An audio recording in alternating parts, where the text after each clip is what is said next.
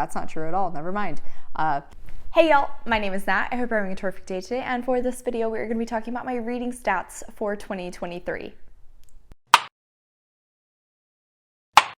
Before you get into anything bookish, make sure to hit like and subscribe down below, as well as tell me in the comments how many pages did you read this year. I find this statistic so much more interesting than books read. I don't know why. And on that note, let's start off nice and easy, diving into my reading statistics with the totals for the year. So first up, I read 138 books this year. I should say that I'm filming this on December 20th, so technically speaking, it is possible this number will increase a few more before the end of the year, but for video's sake, I read 138 books.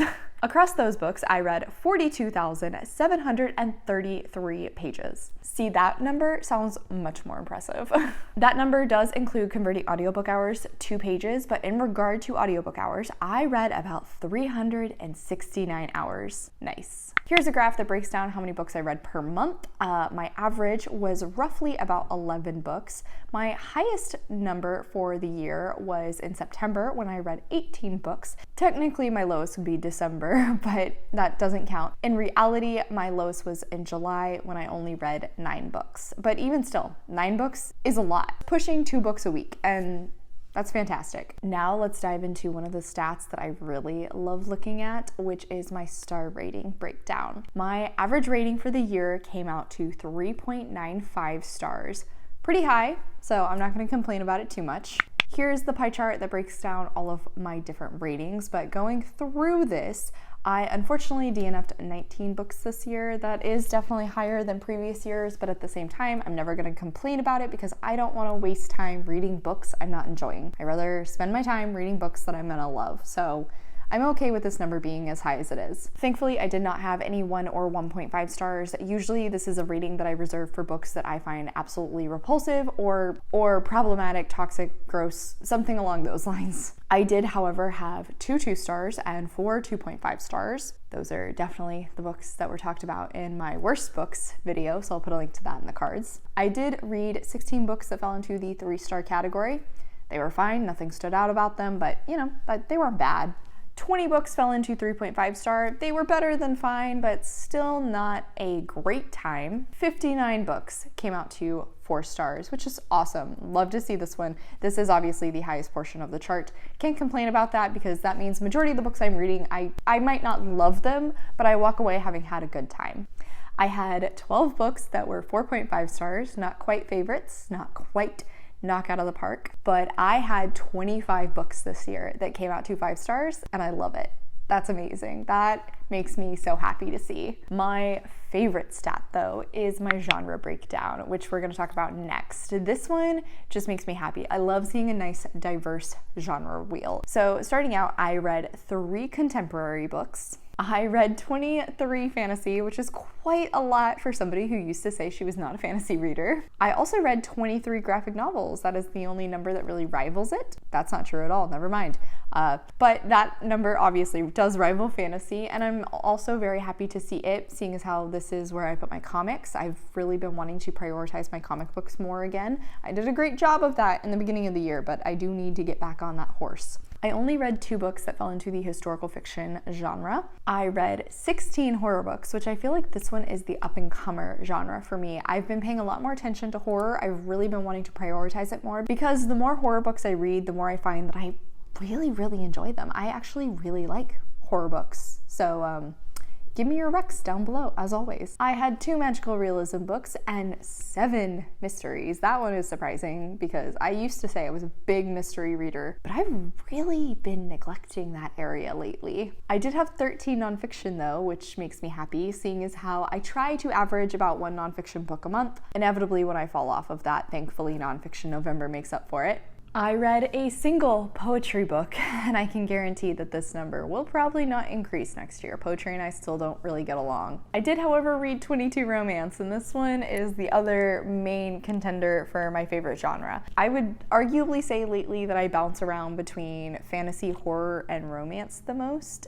And obviously these numbers do reflect that. However, apparently I might like sci-fi a lot more than I used to think, because I read 11 sci-fi books this year, and that is a genre I do want to try more from next year. Continuing with my mystery comment, I also only read 2 thrillers, which on one hand is super shocking, but on the other hand, I just really have not been feeling thrillers lately. If I want something along those lines, I would prefer a horror book. Finally, a new genre to this list is manga. I've really been trying to check out more manga, and I am currently in the middle of 2 separate series, so obviously this number is reflecting that, and that I read 13 manga this year. Unfortunately, did not finish either of those series, but hopefully we'll do that next year. Then let's talk about the format that I read my books in. I read 39 books via audio, which is fantastic in that it shows that I'm actually utilizing my library, because I don't buy audiobooks. I don't. I will only check them out from my library. Or I guess I also use Scribd or Everand. They recently rebranded. I read 22 ebooks. Probably most of these are my ARCs because I get those from NetGalley. Otherwise, I don't really like reading digital books. I don't know. It's something about like reading on my phone. I just get distracted so much easier, and I rather physically hold the book. Sometimes you gotta do what you gotta do. Physically, I read 62 books, which is great. I've really been wanting to prioritize physically reading more and more, so this number makes me super happy. And I read 15 books in some sort of a mix. This usually means I like tandem read it, either listening to the audio and reading it on an ebook, or listening to the audio and reading it physically. Another graph that I absolutely love to look at is the where my books came from. How did I get my hand on these books? I borrowed 4 books from friends this year. I read 5 of my book of the months, which is a lower number than I want it to be, seeing as how I do subscribe to book of the month, but I definitely didn't buy nearly as many this year, so I'm not super mad, because it makes sense that this number is going to kind of fluctuate with the number of book of the month books I buy. I bought 7 books and then promptly turned around and read them. That's not something I do super often, but I love whenever I do that, because, you know, it means it doesn't spend any time on my TBR shelf. 14 of the books I read were gifts. I read 68 books from my library, which is a lot of books. I love supporting my library, I really do, but I need to try and focus more on my owned TBR,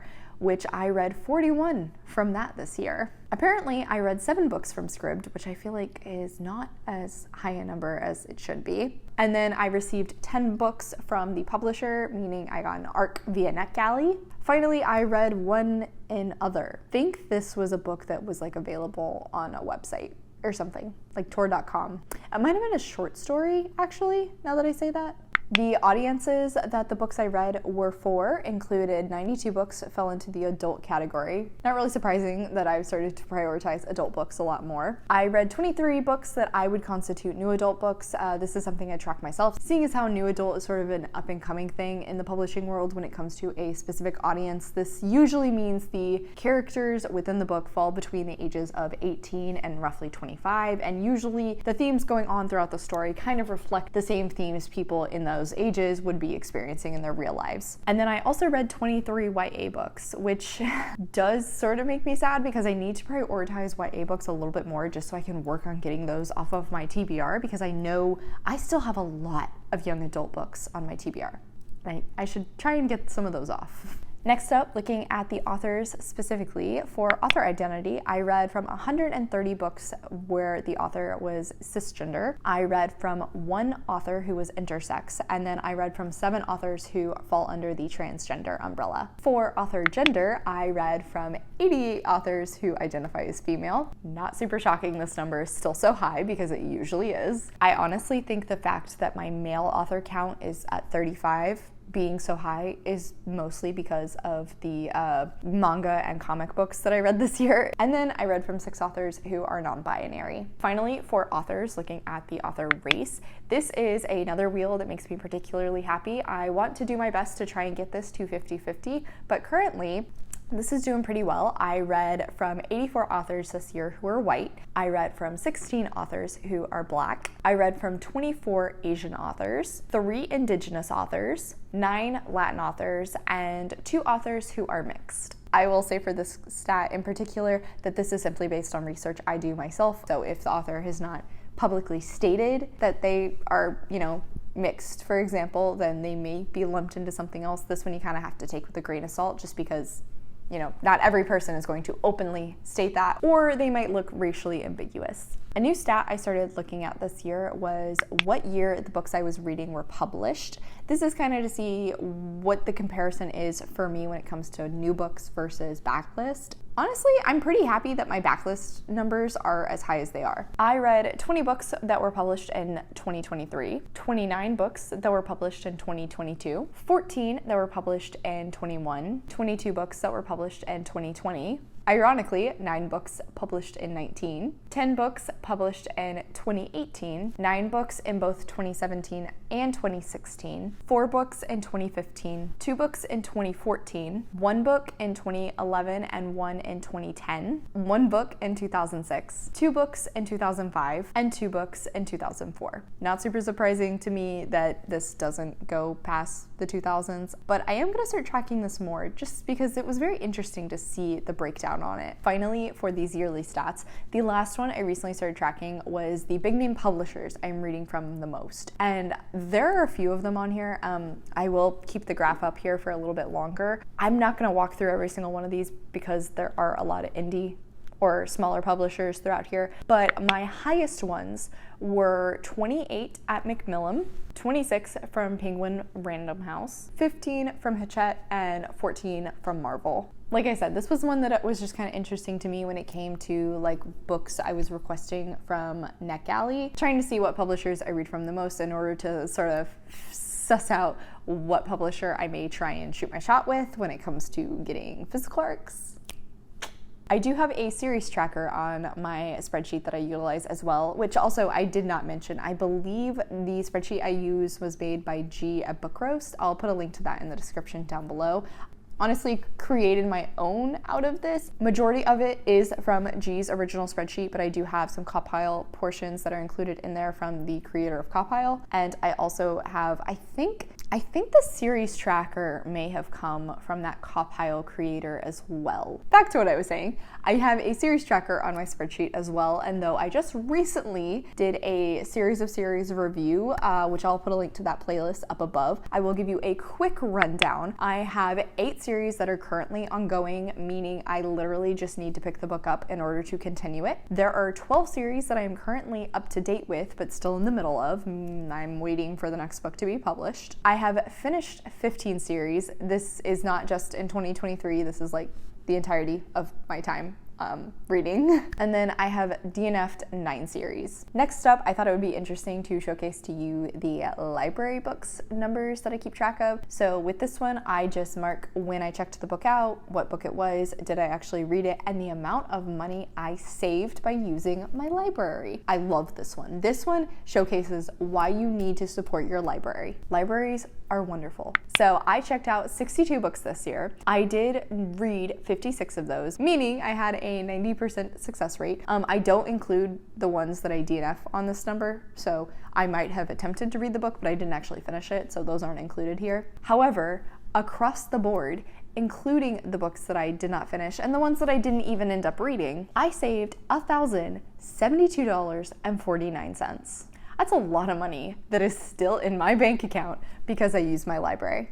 Like I said, a perfect showcasing of why you should use yours. All right, and then the final bit that I'm going to talk about with y'all is my Gantt chart. This is something that I will always credit Adriana at Carbon Bonded Books for because I saw this on her spreadsheet originally and loved it, had to have it. So I have since kind of made my own. Mine doesn't look nearly as pretty as hers. This basically showcases how long did it take me to read the books whenever I read them. Scrolling through this, there are some that make perfect sense. For example, like Don't Fear the Reaper took a little bit longer because it was an ebook. As I mentioned, I don't really like reading on my phone. Or Count Your Lucky Stars, I put that one down for quite a while and ended up coming back to it. Obviously, when it comes to like manga, for example, I read those in a single day, which is why there's not a blue line at all because it was a single day. Same thing when it comes to comics, like the Spider-Gwen ones. I also read those in a single day because that was just like 6 issues. So I can read that in a single sitting if I have the time. 𝗖cie, a longer book, also took me a little bit longer to read. And that one, I think if I remember correctly, I went back and forth reading that both physically and on audio. So even with that, it still took me a few days to get through. Gideon the Ninth, 18 days. That one, obviously, because another chunkier book. It is also a heavier high fantasy, so I read it a lot slower. I was going through annotating it to make sure I actually understood everything I was reading. Same with Harrow, 16 days, exact same situation. Fugitive Telemetry, I read in a single day because that is a novella that I listened to the audiobook for of Murderbot while I was doing a 24-hour readathon, so that one went really quick. Pandora's Jar, as much as I loved it, I did read it a little bit slower just because I was really taking my time with it, absorbing everything that Natalie Haynes was talking about throughout it. September House, that's right. Okay, I picked it up from my library. I started into it, but then I had to return it because I didn't start reading it until like the day before it was due, and I had to return it because somebody else had put it on hold. So I still had it marked as currently reading and just immediately put myself back on the request list. So when it came back after that person, I continued reading it. That's why that one's so much longer. Small Sacrifices did take me 23 days though, because it was a chunkier book and I literally went through and sectioned out so that it really only was necessary for me to read about 100 pages a week in order to get through it in November. But even then I got really sucked in at the end, and I think I read the last 175 pages within like 2 days. So yeah, that is my Gantt chart. Like I said, this is just some of the stuff that I think about whenever I'm looking at this and I find kind of interesting. Alrighty y'all, so that is it for today. Thank you so much for coming to my channel. I really appreciate it. Make sure to hit like and subscribe down below. I have all my socials as well as a few ways you can support me linked in the description. I come out videos on Monday and Friday, but until then, I hope you continue to have a terrific day. Love you, bye!